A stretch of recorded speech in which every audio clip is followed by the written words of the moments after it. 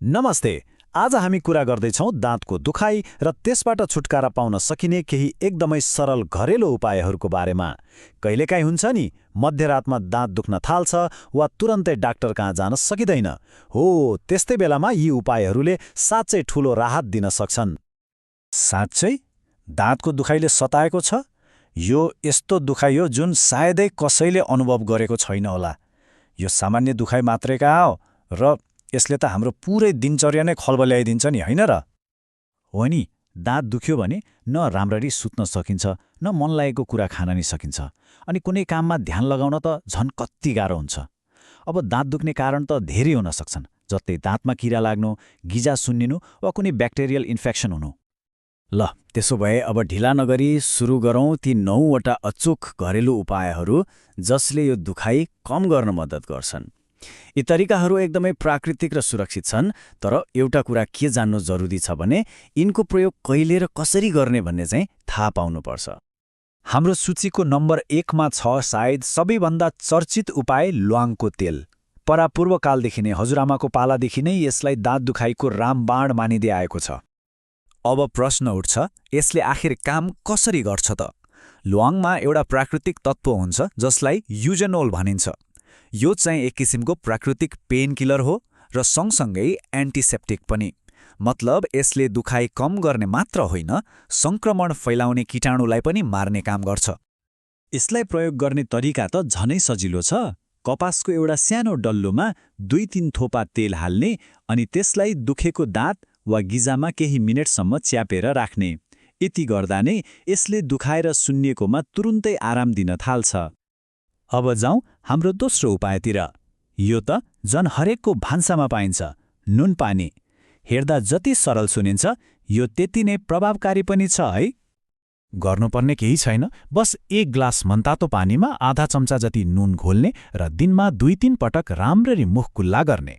यसो गर्दा के हुन्छ भने मुखभित्रका हानिकारक ब्याक्टेरिया मर्छन्, गिजा सुन्निएको छ भने त्यो घट्छ र समग्रमा दाँत सफा रहन पनि मद्दत पुग्छ।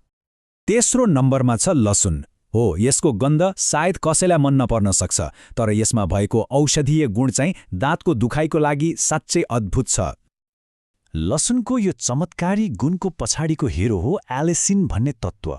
यो एकदमै शक्तिशाली एन्टिब्याक्टेरियल हो, मतलब ब्याक्टेरियालाई मार्ने अनि पीडानाशक पनि हो। त्यसैले यसले तत्काल राहत दिन सक्छ। तरिका एकदमै सजिलो छ। लसुनको एउटा पोटी लिने, त्यसलाई पिस्ने अनि पेस्ट जस्तो बनाएर सिधै दुखेको ठाउँमा लगाउने। यति गरेपछि यसले दुखाइ कम गर्न तुरन्तै काम सुरु गरिहाल्छ। अब चौथो उपाय चाहिँ दुखाइ कम गर्ने एउटा बाहिरी तरिका हो, त्यो हो चिसोले सेक्ने। खासगरी यदि कुनै चोटपटकले गर्दा वा सुन्निएर दाँत दुखेको छ भने यो उपाय एकदमै काम लाग्छ। केही बरफका टुक्राहरूलाई एउटा पातलो कपडामा बेर्ने अनि दुखेको दाँतको ठिक बाहिरपट्टि गालामा 10देखि 15 मिनटसम्म बिस्तारै सेक्ने। चिसोले के गर्छ भने रक्त नलीहरूलाई खुम्च्याइदिन्छ, जसले गर्दा सुन्निएको कम हुन्छ। अनि अर्को कुरा, यसले त्यो ठाउँलाई केही बेरको लागि नम्प अर्थात् सुन्न पनि बनाइदिन्छ। ल, एकपटक सरह अहिलेसम्म हामीले के कुरा गर्यौँ त्यसलाई हेरौँ है त। ल्वाङको तेलमा भएको युजेनोलले दुखाइ कम गर्यो, नुनपानीले ब्याक्टेरिया मार्यो, लसुनको एलिसिनले पीडा कम गर्यो अनि चिसो सेकले सुन्निएको घटायो। एकदमै सरल छ। यी 4वटा त भए नै, तर अरू 5वटा प्रभावकारी उपायहरू पनि छन्, जस्तै कि पुदिनाको टी ब्याग जसले चिसो महसुस गराउँछ, अनि प्याजको रस जसमा कीटाणु मार्ने गुण हुन्छ। त्यस्तै बेसार र अदुवाको पेस्टले सुन्निएको कम गर्छ र अमरुदको पातले पनि सङ्क्रमण घटाउन मद्दत गर्छ। ओके, अब एउटा एकदमै महत्त्वपूर्ण कुरा, यी जति पनि घरेलु उपायहरू छन् यिनीहरू सहयोगी त पुगै छन्, तर यिनीहरूको एउटा सीमा छ र यो सीमा हामी सबैले बुझ्नै पर्छ। हो, यो कुरालाई एकदमै ध्यान दिनुहोला।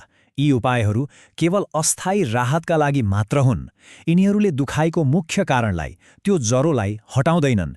यिनीहरूले मात्र केही समयको लागि आराम दिने काम गर्छन्। त्यसो भए प्रश्न उठ्छ, कहिले चाहिँ ल अब भयो डाक्टर कहाँ जानै पर्छ भनेर सोच्ने। केही यस्ता लक्षणहरू छन् जसलाई हामीले कहिल्यै पनि नजरअन्दाज गर्नु हुँदैन। ध्यान दिएर सुन्नुहोस् है, यदि दाँतको दुखाइ 2-3 दिनभन्दा बढी भयो वा गिजा र अनुहार सुन्निने क्रम झन्झन बढ्दै गयो अनि दुखाइसँगै ज्वरो पनि आयो भने यस्तो बेलामा घरेलु उपचारमा मात्रै भर पर्नु हुँदैन, तुरन्तै डेन्टिस्ट कहाँ जानुपर्छ, किनभने यी गम्भीर सङ्क्रमणका सङ्केतहरू पनि हुन सक्छन्। र अन्त्यमा एउटा प्रश्नमा विचार गरौँ त, घरेलु उपचार कहिले सहयोगी हुन्छ र कहिले खतरनाक? यसको उत्तर एकदमै सिधा छ। सामान्य र अस्थायी दुखाइको लागि यी उपायहरू सहयोगी छन्, तर जब गम्भीर लक्षणहरू देखिन्छन् तिनलाई व्यवस्था गरेर यिनै उपायमा भर पर्दा यो खतरनाक हुन सक्छ। त्यसैले आफ्नो स्वास्थ्यप्रति सधैँ सचेत रहनु एकदमै जरुरी छ।